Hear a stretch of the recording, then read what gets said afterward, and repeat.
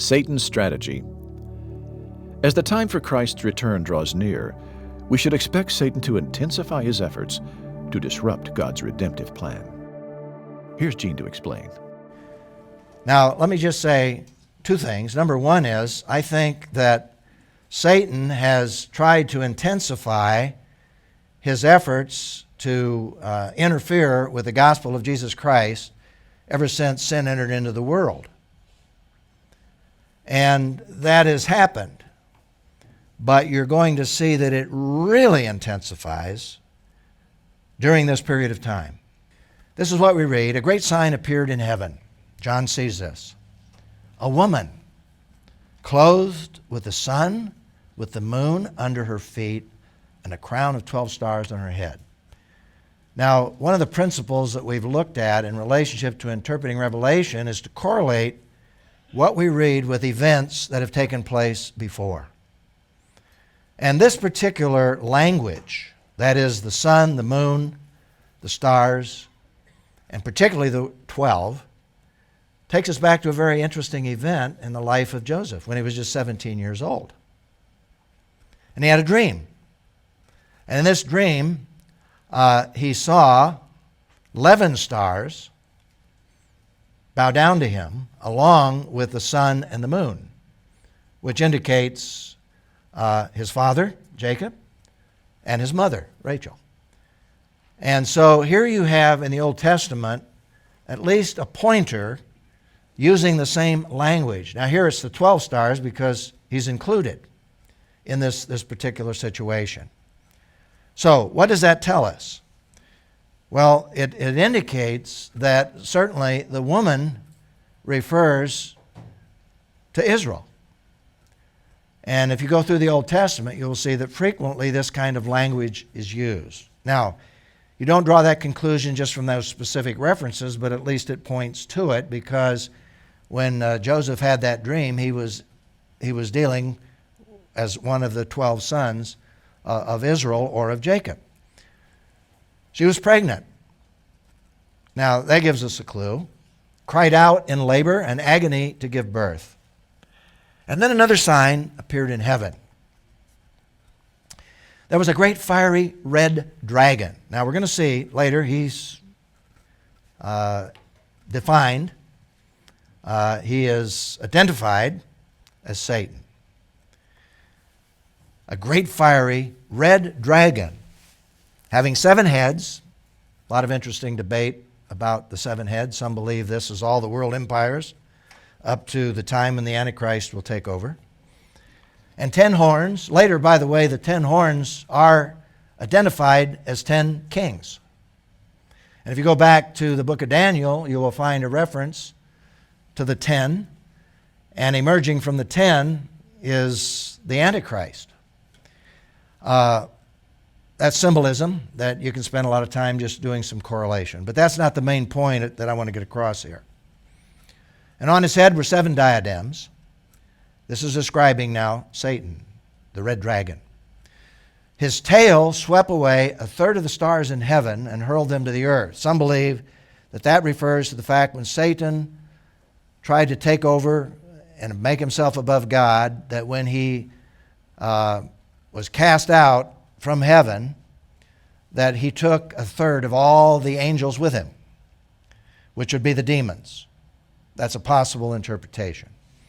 And the dragon stood in front of the woman who was about to give birth, so that when she did give birth, he might devour her child. It's a very ugly kind of description, but it really gets at the imagery of how evil Satan is. But she gave birth to a son. Now, immediately, if we know anything about the Bible, and we know anything about Israel, and we know anything about Mary, and we know anything about Jesus Christ, we would immediately say that this probably is referring to Jesus Christ. And it goes on to say, a male who's going to shepherd all nations with an iron scepter. Remember I told you earlier? Remember that phrase? Because that's Jesus Christ, who's going to rule and reign with an iron scepter. And her child was caught up to God and to his throne. And the woman fled into the wilderness, where she had a place prepared by God to be fed there for 1,260 days. And there we have a very direct reference to the 3.5 years, which would identify the time period for the Great Tribulation. And there isn't any reason why we should take that symbolically. It's also referred to a time and times and a half a time, which is also translated 3.5 years. There's also a reference to the number of months that are involved in those 3.5 years. So this seems to be a pretty specific reference to time. And there's no question or reason to question the fact that it's literal. Then war broke out in heaven. Michael and his angels fought against the dragon. Now, the fact of the matter is, we don't know how angels fight. But we know they fight. And they do battle. You see that from the book of Daniel. That when a mighty angel was in battle against another evil angel and trying to answer Daniel's prayers. And that battle went on for quite some time. So we know that there is a battle out there. How they fight, I don't know. But the fact is, they fight. They do battle. So the dragon and his angels also fought. That is, Satan and his demons. But he could not prevail, and there was no place for them in heaven any longer. Now, this is projecting into the future. So the great dragon was thrown out, the ancient serpent. Here now we see the identification. The ancient serpent, that takes us back to the Garden of Eden, who's called the devil and Satan, the one who deceives the whole world. Satan is a deceiver. Remember, Jesus talked about that. He's a liar. He's the father of liars. He's the great deceiver. And he was thrown to earth, and his angels with him. Here we have a significant description of Satan, and in doing battle with Israel particularly, or a remnant from Israel, we believe, that is described here as this woman who is giving birth to Jesus Christ. Now keep in mind that this is a projection into the future. Sometime during this great period of tribulation on earth. But what set the war in motion goes way back into the Old Testament to a period of time where Satan seemingly was cast out of heaven, not in this instance, but he was dethroned, as it were, took all of those demons with him. He still had power and he still had access to God, as we see in the book of Job, where he came before God and accused Job. Some believe that Isaiah 14 describes when this war really began between good and evil. In Isaiah chapter 14, we read, "Shining morning star, Satan, Lucifer, how you have fallen from the heavens, you destroyer of nations. You have been cut down to the ground. You said to yourself, I will ascend to the heavens. I will set up my throne above the stars of God," that is, the angels of God.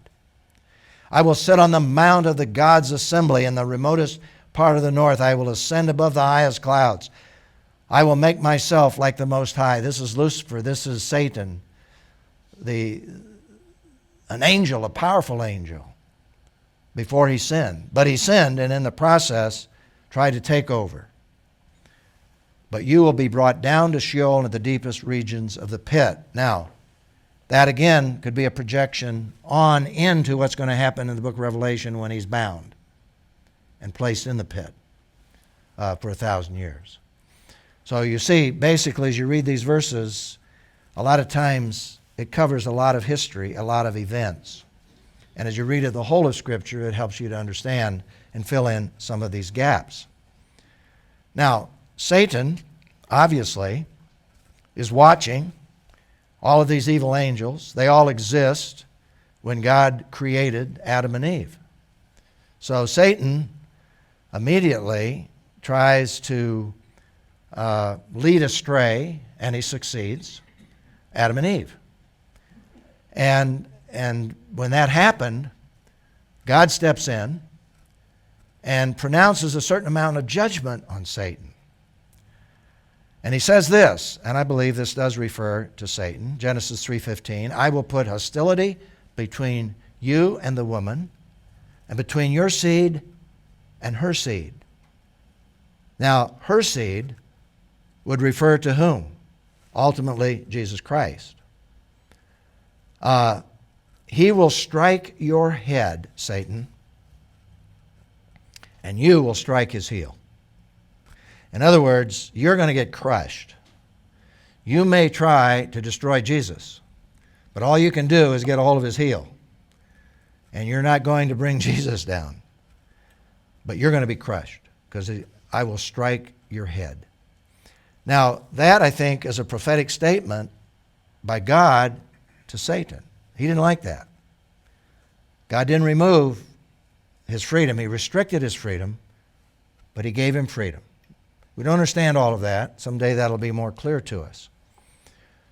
But we also know that when sin entered into the world, that sin, which Satan was very much involved in helping bring it about, Adam and Eve were responsible for their own actions, but Satan was the one that deceived them.